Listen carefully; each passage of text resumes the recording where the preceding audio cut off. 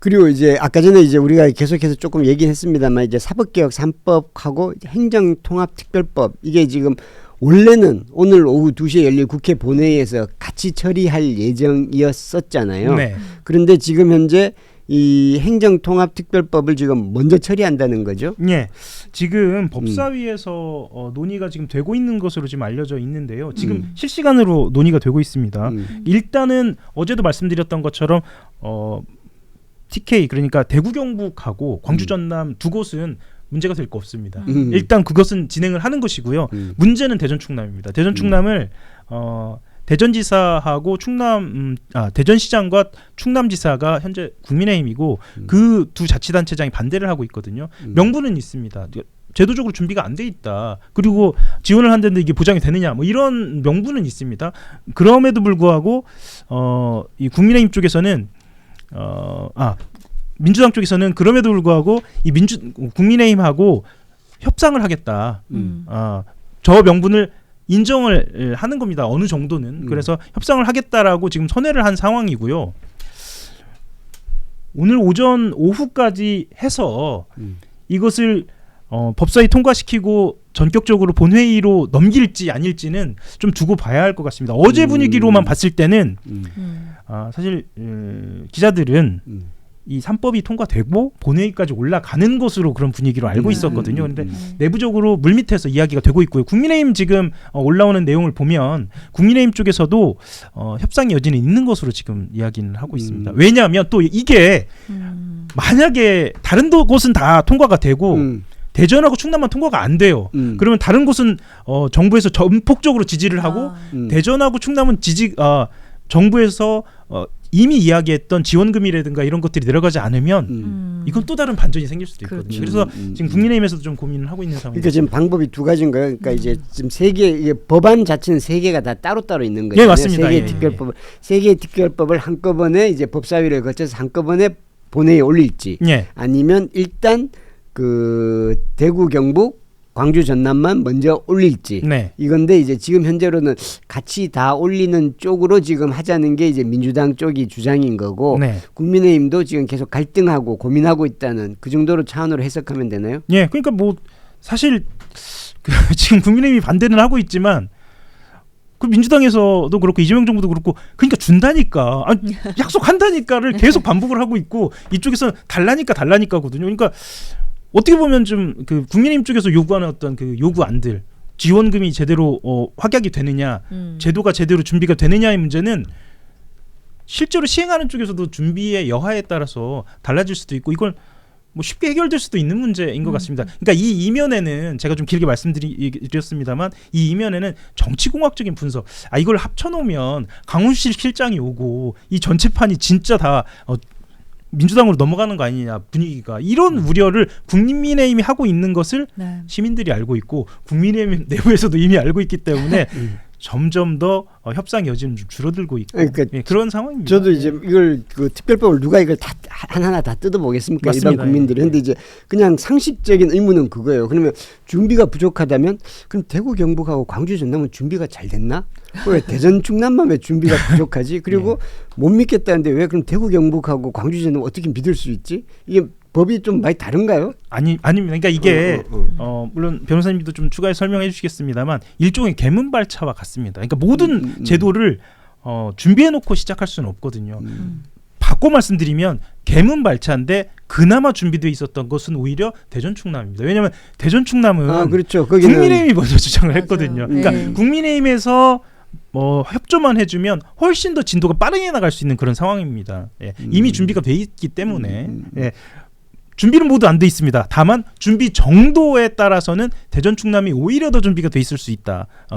그런 상황이라는 것은 말씀드릴 수 있을 것 같습니다. 민주당 분위기 좀 어떤가요? 그래서 일단 아시다시피 정청래 대표가 이거에 대해서 회담하자 이런 제안까지 했잖아요. 그러니까 그런 모습들이 저는 또 충청권에 계시는 분들의 또 민심을 자극할 거라고 생각이 듭니다. 그만큼 민주당이 뭐 당대표까지 나서서 이 특별법에 대해서 뭐 논의해보자라고 할 정도로 충청 지역을 정말 신경 쓰는구나 뭐 이런 걸 또 보여줄 수 있는 또 지점이었다고 생각이 들고 앞서 얘기가 나온 것처럼 결국 대전 충남 특별법에 대해서는 뭐 국민의힘이 뭐 반대하거나 약간의 이제 부정적인 기류가 있는 것 같은데 이런 부분들이 그냥 그 지역민들만 생각해서라기보다는 정치공학적인 분명히 셈법이 있어 보이는 게 사실이거든요. 그러니까 그런 부분들을 제일 먼저 아시는 게 저는 국민이고 그 지역에 계신 분들이에요. 그렇기 때문에 그런 부분들을 얼마나 또 생각할지에 따라서 국민의힘의 입장이 또 바뀔 수도 있겠다라는 생각이 들고 민주당 입장에서도 이 부분은 원칙적으로 합의해서 처리하겠다라는 것이기 때문에 뭐 계속해서 뭐 협치해 보도록 소통은 해볼 것으로 보입니다. 공교롭게도 물론 지역구는 좀 다릅니다만 정청래 대표하고 네. 장동혁 대표가 둘 다 충남 사람이에요. 네. 예, 충남 사람이죠. 예. 그리고 실제로도 이 본인이 충남 사람이라는 것을 둘 다 강조하고 그렇게 이야기들도 많이 합니다. 저기 예. 정청래 대표 형님은 지금도 서산인가 예. 어디서 그 직접 시장에서 이제 장사하고 계시다고. 예, 장사하고 있다는 것을 본인의 SNS를 통해서도 이야기를 하고 있고요. 그리고 뭐 장동혁 대표도 이제 앞마당도 가서 쓸고 뭐 그런 상황이기 때문에 4년 전에 쓴 거 아닌가요? 예, 뭐 본인들도 그렇게 정체성을 가져가고 있는 상황이기도 합니다. 예, 알겠습니다. 그리고 이제 어제 법사위에서 행정통합특별법은 일단 지금 약간 조금 하루 보류했지만 국민투표법 등 다른 법안들은 통과가 됐습니다. 예, 통과는 됐는데요. 일단 사전에 말씀을 좀 드렸지만 행정통합 3법이 본회의에서 먼저 통과를 시키는 것으로 다수당이 그렇죠. 민주당이 결정하고 있기 때문에 3차 상법 개정안, 국민투표법이라든가 그 이하의 이제 민생 법안들도 조금 미뤄질 수는 좀 있을 것 같습니다. 이게 지금 순서가 이제 본회의에서 처리한 순서가 행정통합특별법을 먼저 하고, 예. 그 다음에 사법개혁 사법개혁 3법을 하고, 예, 그다음에 상법, 예, 3차 상법 개정을 하고, 예. 그 다음에 국민투표법을 하는 거죠. 예, 이게 왜 이 순서가 중요하냐면요. 이 법안 하나하나에 대해서 지금 국민의힘이 필리버스터를 예고하고 있기 때문이고요.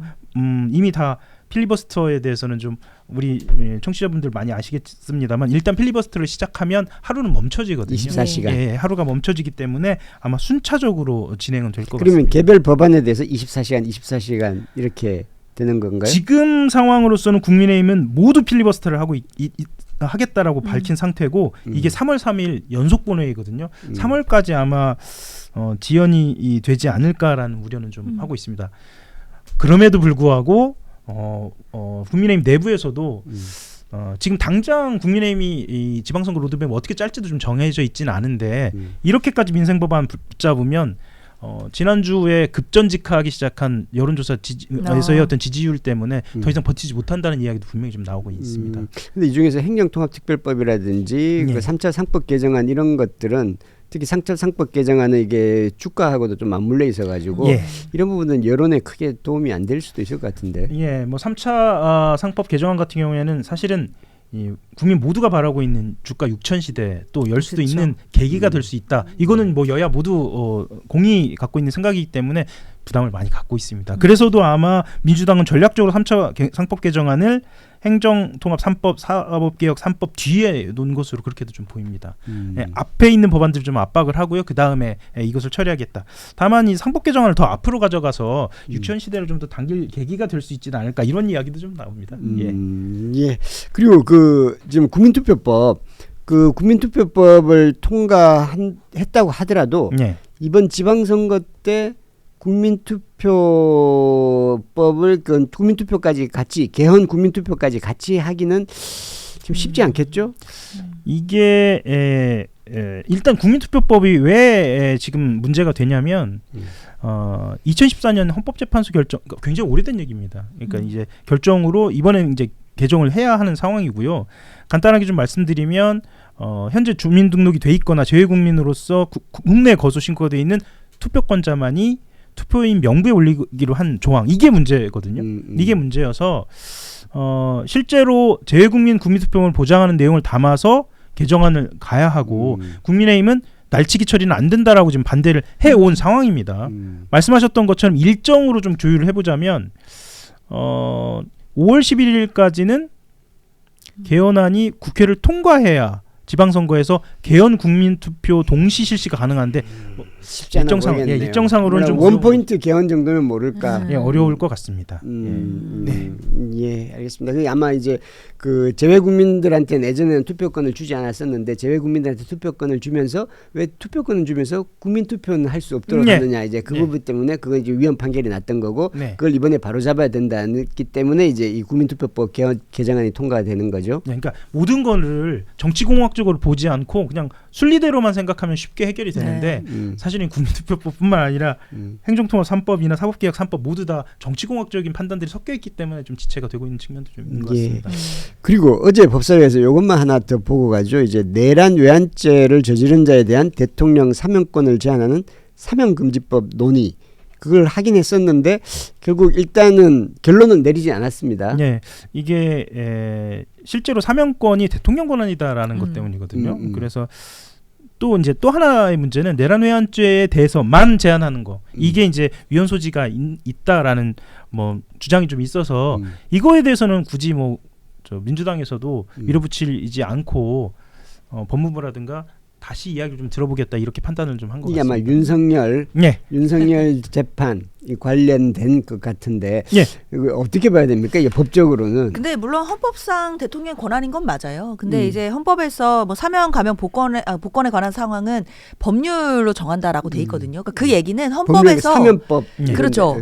그래서 이제 헌법에서는 대통령에게 사면권을 부여하고 구체적인 내용들은 법령에 위임을 한 거예요. 그래서 사면법이라는 법이 있는 거거든요. 그렇다고 한다면 저는 뭐 내란 외환에 대해서는 사면권을 제한하는 것 자체가 바로 직접적으로 위헌이다 이렇게 보기는 좀 어렵다고 생각이 들거든요. 분명히 수권 범위 안에서만 법률을 개정하고 뭐 만든다라고 한다면 그것이 위헌이다라고 보기는 어려울 것 같고 다만 이제 이 부분에 대해서 민주당 입장에서도 그런 사면에 대해서는 절대 안 되는 거로 아예 예외도 없이 할 것인지 아니면 원칙적으로는 사면이 안 되는 거로 보면서 뭐 국회에서의 동의를 받게 한다든지 뭐 이런 식으로 어떻게 고칠지에 대해서는 조금 논의가 있는 것 같긴 한데 적어도 내란이나 외환에 대해서만큼은 사면이 있어서는 안 된다라는 게 저는 국민 공감대가 아닌가라고 생각이 들기 때문에 헌법 방향에 맞게 잘 개정하면 될 일이라고 생각합니다. 예전에는 대통령 사면권 아예 폐지하자 뭐 이제 사면법 그렇죠. 이제 그런 얘기가 많았었는데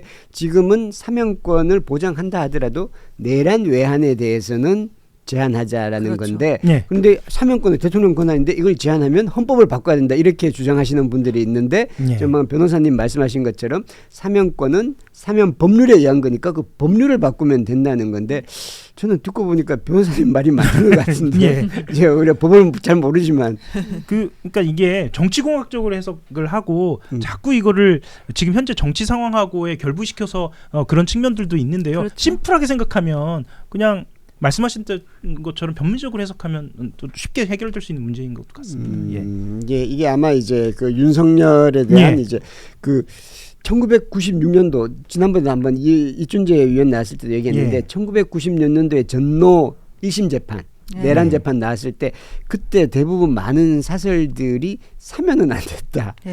1심 재판 맞습니다. 나면 첫날 이제 사면 안 된다는 게 많았어요. 근데 뭐 이번에는 지금 사면을 논할 단계가 아니니까 그런 얘기 자체가 없는데.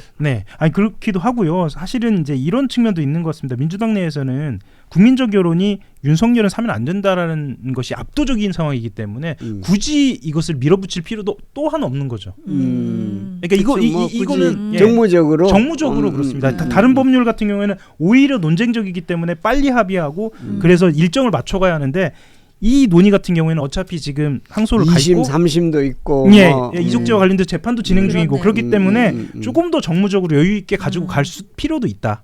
필요도 있다라는 측면에서도 좀 현명한 것 같네요. 두고 보는 것 같습니다. 알겠습니다. 오늘도 국회는 바쁠 것 같습니다. 뭐 필리버스터가 아마 진행될 것 같고요. 또 이제 지금 현재 법사위가 또 진행되고 있죠. 그렇습니다. 국회에서 국민들을 위해서 많은 국회의원들이 많이 노력해 주시고 그리고 우리 국민들은 그것도 열심히 지켜보면서 비판할 건 비판하고 또 격려할 건 격려하고 그렇게 됐으면 좋겠습니다.